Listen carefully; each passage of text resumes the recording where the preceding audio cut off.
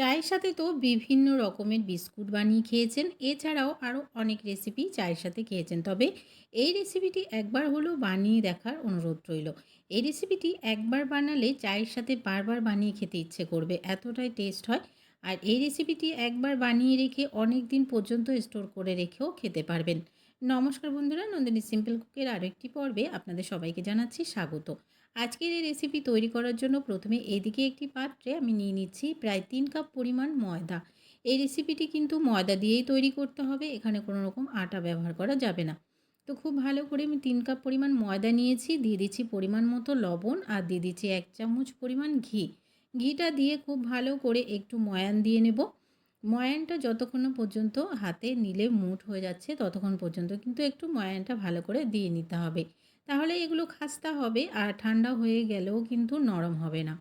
তো খুব ভালো করে কিছুক্ষণ হাতে সময় নিয়ে একটু ডেলা বেঁধে যাওয়া পর্যন্ত ময়ান দিয়ে নিয়েছিলাম। তো বন্ধুরা, এখানে অল্প অল্প পরিমাণে জল দিয়ে মেখে একটা ডো রেডি করে নিতে হবে, যেমন আমরা রুটি বা লুচি তৈরি করার জন্য ডো রেডি করে থাকি। তো খুব ভালো করে মেখে আমি ডোটাকে রেডি করে নিয়েছি। রুম টেম্পারেচারে জলটাই কিন্তু ব্যবহার করতে হবে, এখানে কোনো রকম গরম জল ব্যবহার করা যাবে না। খুব ভালো করে মেখে নিলাম। এবার ঢাকা দিয়ে এক সাইডে রেখে দিচ্ছি 5 মিনিটের জন্য। পুরোপুরি 5 মিনিট পর আবার ফিরে এলাম। তো একদমই কিন্তু ডোটা সেট হয়ে গেছে। এখান থেকে বড় বড় করে কয়েকটা লেচি কেটে নেব। তো এগুলো রুটি কিন্তু একটু বড় করে তৈরি করতে হবে, তার জন্য একটু বড় করেই লেচিগুলো কেটে নিচ্ছি। 3 কাপ পরিমাণ যে ময়দা নিলাম, এই ময়দা থেকে আমার 3টে রুটি তৈরি হবে। তো একটু বড় করে আমি লেচিগুলোকে নিয়ে নিচ্ছি। এবার এদিকে একটি কিচেন বোর্ডের উপরে রাখবো, রেখে অল্প পরিমাণ একটু ময়দা ছড়িয়ে দিয়ে একটা রুটি তৈরি করে নেব।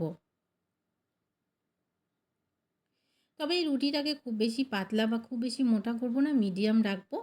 তো খুব ভালো করে আমি এই রুটিটাকে তৈরি করে নিচ্ছি প্রথমে। এই রেসিপিটি বানানো কিন্তু অনেকটাই সহজ, আর একটা দিয়েই অনেকগুলো তৈরি করে নিতে পারবেন। আর একবার বানালে স্টোর করে রেখে অনেক দিন পর্যন্ত খেতে পারবেন। তো বন্ধুরা, একটা রুটি আমি তৈরি করে নিয়েছি। এইদিকে আমি একটা গুঁড়ো দুধের প্যাকেট নিয়েছি। এই গুঁড়ো দুধ কিন্তু আমি এখানে অল্প অল্প পরিমাণে ছড়িয়ে দেব।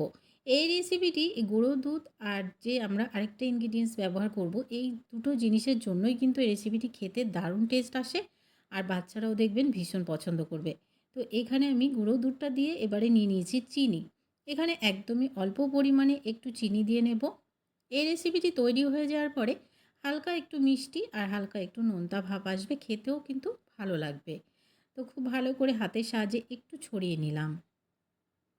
এবার আমি এই রুটিটাকে রোল করে নেব।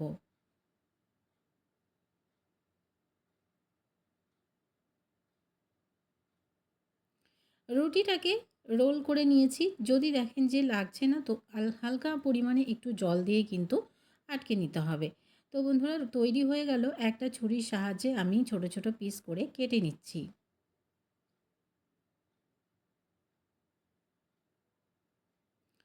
ভিডিওতে আপনারা দেখতেই পাচ্ছেন, ঠিক এই রকম ছোট ছোট পিস করে কিন্তু সবগুলোকে কেটে নিতে হবে।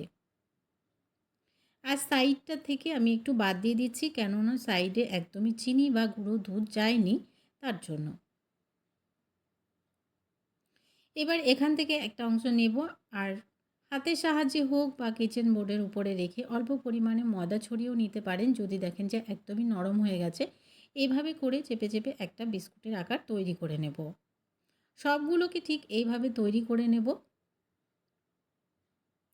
তো দেখুন, তৈরি হয়ে গেছে। ঠিক এইভাবে করেই বাকিগুলোকে তৈরি করে নিচ্ছি। এদিকে একটি ফ্রাইং প্যানে অল্প পরিমাণ তেল গরম হতে দিয়েছি। এই তেলে এক এক করে সবগুলোকে ছেড়ে দেব।